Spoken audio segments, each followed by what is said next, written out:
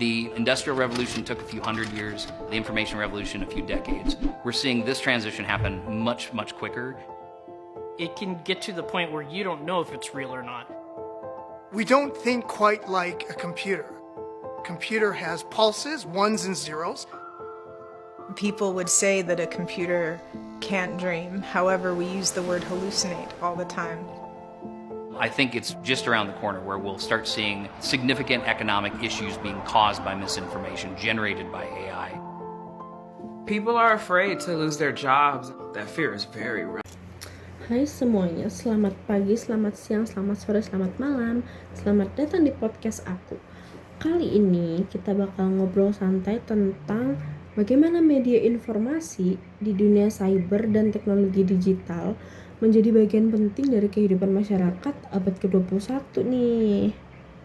Yang paling penting gimana semua itu bisa jadi bermanfaat secara humanis untuk menyelesaikan masalah secara kontekstual.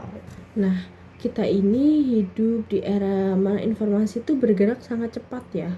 Tersebarnya sangat cepat dan belum tentu valid juga gitu. Dalam teori komunikasi digital, dunia siber dianggap sebagai ruang virtual yang memungkinkan pertukaran pesan tanpa batas ruang dan waktu.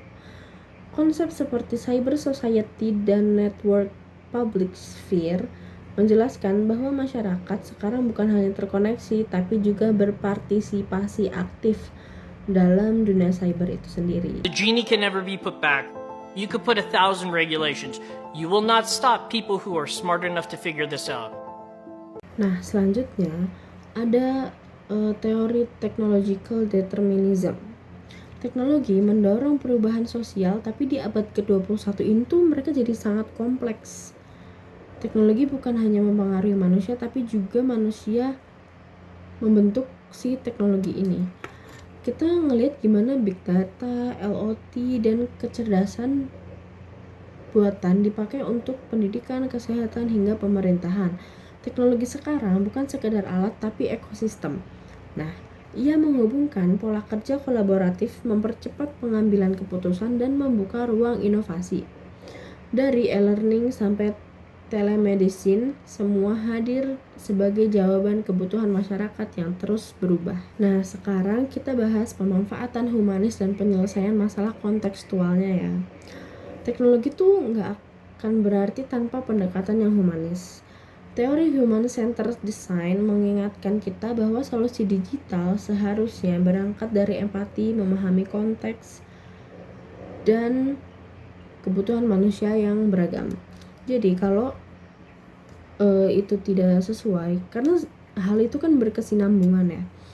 Kalau itu tidak sesuai, itu akan rancu dan tidak harmonis berjalannya, tidak sesuai harapan si pembuat teknologi ini gitu. Nah, dalam penyelesaian masalah abad 21, mulai dari krisis kesehatan, pendidikan, sampai lingkungan, pendekatan kontekstual sangat penting. Misalnya, aplikasi kesehatan dibuat dengan mempertimbangkan akses bagi lansia.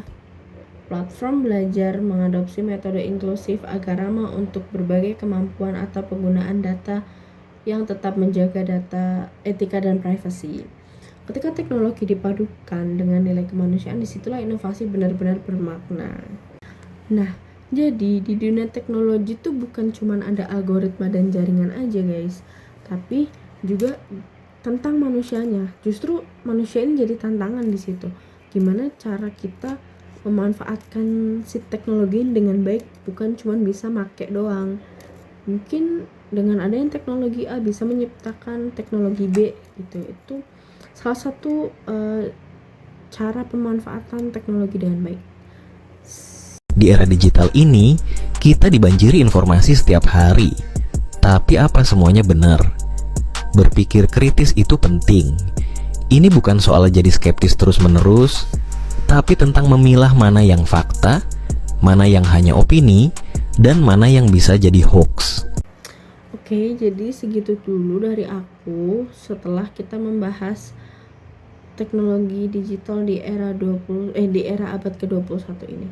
See you next episode guys.